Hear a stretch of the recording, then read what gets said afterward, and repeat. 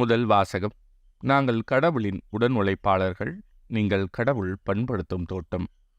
திருத்தூதர் பவுல் கொரிந்தியருக்கு எழுதிய முதல் திருமுகத்திலிருந்து வாசகம். அதிகாரம் 3, இறைவசனங்கள் 1 முதல் 9 முடிய. சகோதரர் சகோதரிகளே, ஆவிக்குரியவர்களிடம் பேசுவது போல நான் உங்களிடம் பேச முடியவில்லை.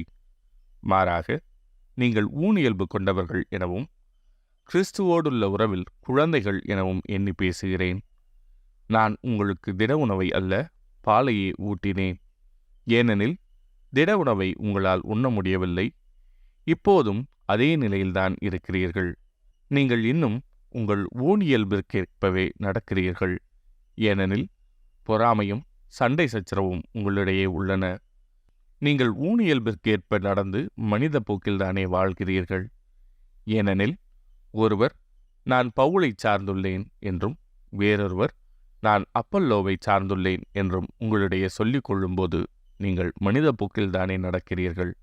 அப்பல்லோ யார்? பவுல் யார்?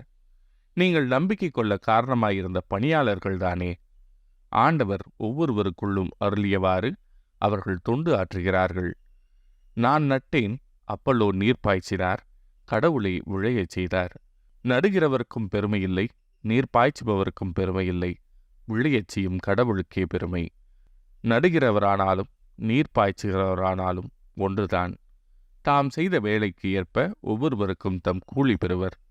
நாங்கள் கடவுளின் உடன் உழைப்பாளர்கள், நீங்கள் கடவுள் பண்படுத்தும் தோட்டம், நீங்கள் அவர் எழுப்பும் கட்டடம். இது ஆண்டவரின் அருள்வாக்கு.